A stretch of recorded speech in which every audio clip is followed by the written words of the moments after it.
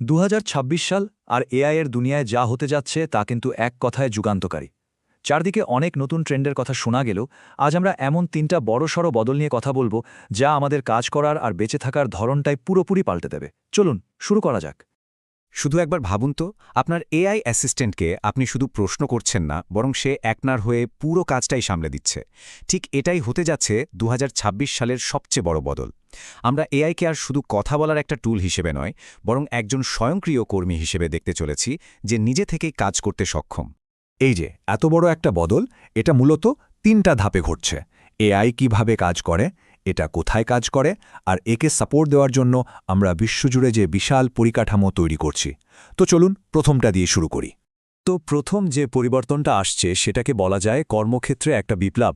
এখানে এআই আর কেবল আমাদের সহকারী থাকছে না, বরং হয়ে উঠছে আমাদের সহকর্মী, যারা সম্পূর্ণ স্বাধীনভাবে কাজ করতে পারে। চলুন দেখি ব্যাপারটা কিভাবে ঘটছে। এই পুরো ব্যাপারটার মূলে আছে যে প্রযুক্তিটা, তার নাম হলো এজেন্টিক এআই। এখন এটা কিন্তু আমাদের পরিচিত চ্যাটবটগুলোর মতো নয়, একদমই না। চ্যাটবট শুধু তথ্য দেয়, কিন্তু এজেন্টিক এআই নিজে থেকে পরিকল্পনা করে, সিদ্ধান্ত নেয় এবং কাজটা শেষ করে। পার্থক্যটা শুনতে খুব সহজ মনে হলেও এর প্রভাব কিন্তু অনেক গভীর। দেখুন, চ্যাটবট আপনাকে সাহায্য করে, মানে তথ্য দেয়, আর একজন এআই এজেন্ট আপনার হয়ে কাজটা করে দেয়। ব্যাপারটা অনেকটা একজন ব্যক্তিগত সহকারী আর একজন নির্বাহীর মধ্যে যে পার্থক্য, ঠিক সেরকম। আর গল্পটা কিন্তু এখানেই শেষ হচ্ছে না। সামনে আসছে মাল্টি এজেন্ট সিস্টেম, যেখানে অনেকগুলো এআই একটা টিমের মতো একসঙ্গে কাজ করবে।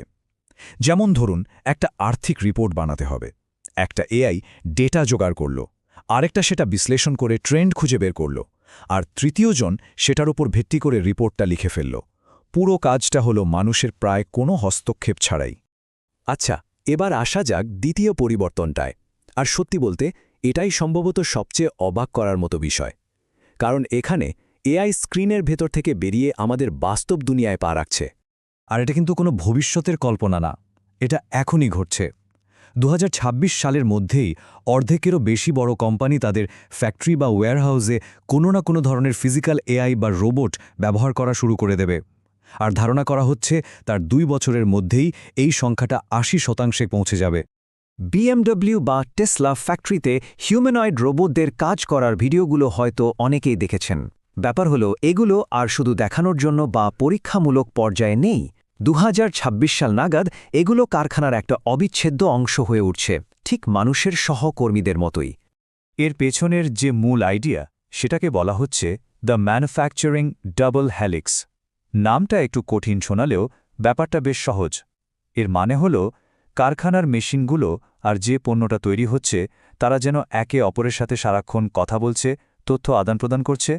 আর এই পুরো সিস্টেমটার ব্রেইন বা মস্তিষ্ক হিসেবে কাজ করে ক্লোজড লুপ ডিজিটাল টুইন্স। ভাবুন তো, আপনার পুরো ফ্যাক্টরির একটা হুবহু ডিজিটাল কপি আপনার কম্পিউটারে চলছে। এটা শুধু দেখছেই না যে কি হচ্ছে, বরং রিয়েল টাইমে মেশিনগুলোকে আরও ভালোভাবে কাজ করার জন্য নির্দেশও পাঠাচ্ছে। আর এর ফল কি অসাধারণ!